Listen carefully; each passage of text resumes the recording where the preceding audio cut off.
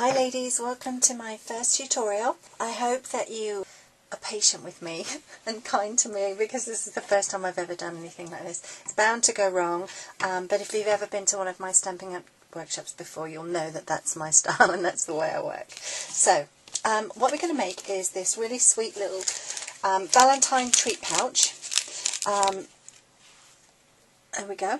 It's really pretty, really simple, doesn't use a lot of supplies, and it means that you can give your loved one a little gift, and I'm sure they'll be really pleased on Valentine's Day. So these are the supplies you're going to need to make it, which is shown in front of you. I'm just going to move those to one side, and I'm going to go through the basics of how to make it with you. First of all, you start with a piece of cardstock that is 8 inches long by 3 inches wide. I've used the craft cardstock because it's my favourite, but you could use it in pattern paper or any other colour that you want to.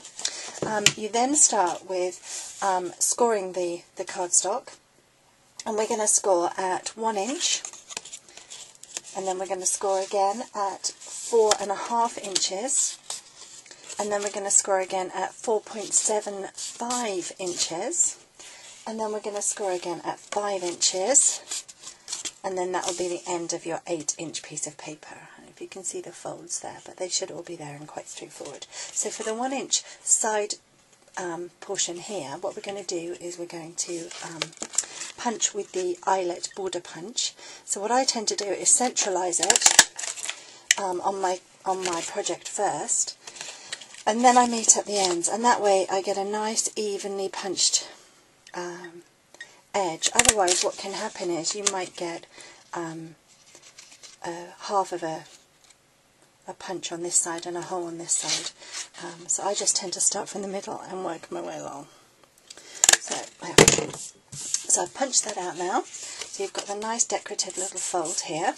And what you want to do is turn that over, and we're going to punch 2 holes. And I'm just going to do that really quickly. 1, 2. And then what you're going to do is take your ribbon, thread from the top to the bottom, and then back up from the bottom to the top, and tie a bow. And then what we're going to do is we're going to stamp our little sentiment just above this first fold. This square here is going to be your front section, your front section of your little matchbook template, okay? So we're going to do the stamp at the bottom and the punch. Now I would recommend that you punch first so that you know how much room you've got to do a stamp. So get your hearts punch from Stampin' Up. You could use the scallop circle punch or any circle punches, or the scallop square, whatever suits you. You want to fold your matchbook template in the middle crease that you've made. Fold it up. This is a slight modification to the one that I did at my open house, ladies, if you're wondering what I'm doing. Position it centrally, pushed all the way in, flush, and press really hard, because I'm actually punching through 2 pieces of cardstock, okay? And then what you're going to do is you want to actually stamp your sentiment just at the bottom of the hearts here. Okay, so I'm just going to use my basic black ink pad, and I'm going to use the Love You stamp, which I think is a really cute one. Which is from the Sealed with a Kiss set. So I'm going to stamp my Love You sentiment, and I'm going to colour my little heart in red. And you could go over that with some, what's it called? Diamond glaze, glossy accents. Gosh, I can't remember what Stampin' Up call it. What do they call it? Crystal effects. You could go over that with some crystal effects. That would make it look really sweet. And then what I'm going to do while I've got my black marker pen out is I'm going to outline just on the front section only. In dots, I'm going to go around my heart. Freehand, not going too mad. You could do it with the piercing tool, and you could actually pierce through the cardstock. That would look really nice. But I'm just going to outline them with the basic black marker. Which just, what it does is it just makes the hearts pop out of the pattern paper, which you're going to put behind in a moment. And I just think it adds a really nice accent.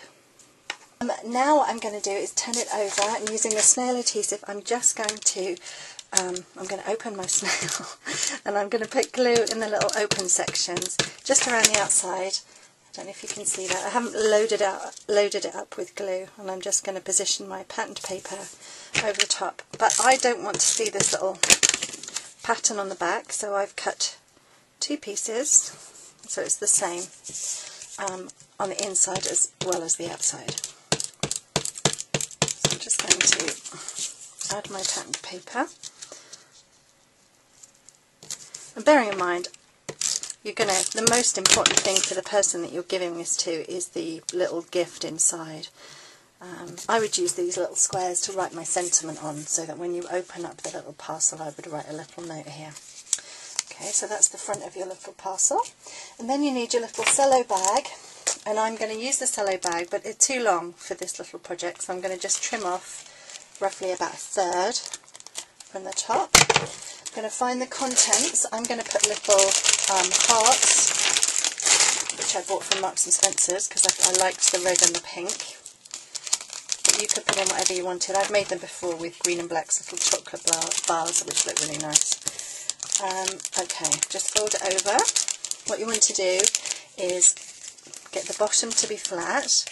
You can even push that up in on itself, so you've got like a tent fold if you want to. You just want to push it up so that the bag's going to fit inside. Work out how many times you're going to need to turn your cellophane over. And then we're just going to staple that in place. Make sure it's going to close. Okay, that's good. Just make sure your cellophane bag is positioned centrally in your pouch, otherwise you're going to find that your bag's not going to want to sit flat and stand up properly. And also you'll see the cellophane bag sticking out, which won't look so nice. And just staple in place. And then what will happen is that it will stand up. Well, you can't see that angle, but it will actually stand up. The ribbon keeps the top flap rigid, which enables the bottom part to just slide underneath, and it's not glued or stuck in any way. And that's just a really nice, easy little stamping project ready for Valentine's Day. I hope you enjoyed it. Come back again. Thanks.